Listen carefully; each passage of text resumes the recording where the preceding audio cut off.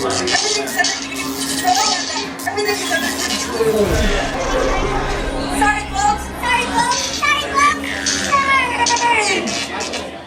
Ethan, from what I understand, you went to a Universal annual pass party. I did. I got a free lanyard.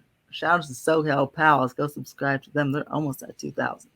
Now, how was your experience? Because we're going to tie this into Magic Keys, but you had to get, from what I understand, you had to get a reservation to get into this thing, right? Yeah. So Universal let you know a week before, or a couple weeks. It was about a week before that on May 24th, you had to get a reservation for a special pass holder takeover event thing. And I was like, ooh, cool. It was free, obviously, for pass holders. So then you make a reservation. So it's funny. I work in Granada Hills, and particularly a very bad reception spot. So I couldn't get my reservation right away. I was on there, like they said eventually, like 1:30 or something like that p.m. to be on. So I was on 1:30 and it wasn't working. Not because the site was crashed, but because my reception was bad. So it was 5 to 10 minutes later, and I did it. And I got my reservation easily still. It was very easy to still get my reservation. People got it like half hour later. Obviously, people was gone by the next day. But, it was very easy to get. I'm so used to, the Disney's. Obviously, Disney has a lot more annual pass holder people. Yeah. So I was used to like freaking out and sweating, like, am I gonna get my virtual queue spot? Am I gonna get my reservation? But I was like, oh, it's easy. I got it. It's very nice. So got the reservation, got an email, and then it was on May 24th, and then the event was on June 9th. So it was a couple weeks later, and then 8 p.m. to 12 p.m. And see, this is the cool part, right? You can enter the park was open from 9 a.m. to 8 p.m. You can enter the park and at 9 a.m. and just stay all the way till midnight if you wanted to. They give you this little landlord at 9 a.m. and then you just stay in. And it was free. It was free. And it was free. I didn't have to pay $150 to do it. It was free. And I got free. So my free parking ends at 6 p.m. for the Platinum Pass and the Gold Pass. But they extended the free parking all day for us pass holders. Even the passes that didn't have parking got free parking. Even just like a season pass at California Neighborhood has free parking as long as you had a reservation. Popped in there, free entry. They give you free drink, certain free drinks. And the discount applies to everyone. There's a 15% discount to the whole park for annual pass holders, which is the highest Platinum Pass level. Again, the silver passes don't get the 50% discount, but they got it for that night because it was just platinum perks. It's like no one got an express pass, of course, unless you had the platinum pass. But the ride away times are only 30 minutes at the most, so you didn't really need an express pass. Then 2 DJs, one on the upper lot, one on the lower lot, and they're playing some bomb ass music. Wow, incredible! And they had multiple bars for you to drink your night away. All rides were open, no shows, but Hogsmeade was open, and it was just really cool. And according to this little lanyard, you got an exclusive beverage, a chocolate Coca-Cola float at Mel's Diner for pass holders. Then you got a nighttime tram tour, which is always nice. Nighttime tram tours are cool. Special photo opportunities. And of course, they had this reminded me of Knott's Berry Farm because in the Coca-Cola Party Lounge at Knott's Summer Nights, they have those backyard games you can play, the little, the beanbag thing. They had those. They had Connect 4 and a little beanbag toss, and all free, of course. And then you just played the games with your families, and it was so cool. I was like, it was a great time. I had such a blast. I wish they do it every single week, a month. Yeah, see, this is the thing. This is the benefit, I think, for Universal and even like Knott's and these other parks. They can actually do events like this and they can actually be enjoyable because they don't have a million plus pass holders. Yeah. You do the same event, free parking, discounts, free to get in for Magic Key holders. Being lines all the way out to all the way to Oh, man. Universal. It would be the biggest shit show to end all shit shows. I mean, wait a minute. You guys get your free magnets. What are you talking about? Like what? You still get benefits. What are you talking about? Yeah. I mean, sometimes some people don't even get the free magnets until like 3 months later. Yeah, it would be so, because the demand is so high and there's so many pass holders at Disney. They couldn't do it. It would be. I mean, Ethan, you were talking 30 minutes later. There were reservations open. That wouldn't ever happen with a Magic event like that. There's no way. I mean, yes, but I don't know. I guess for me, I just think like, they're doing stuff for grad night from I think it was 9 p.m. even earlier than that if you wanted to go to the park earlier to 2 a.m. right at least at DCA.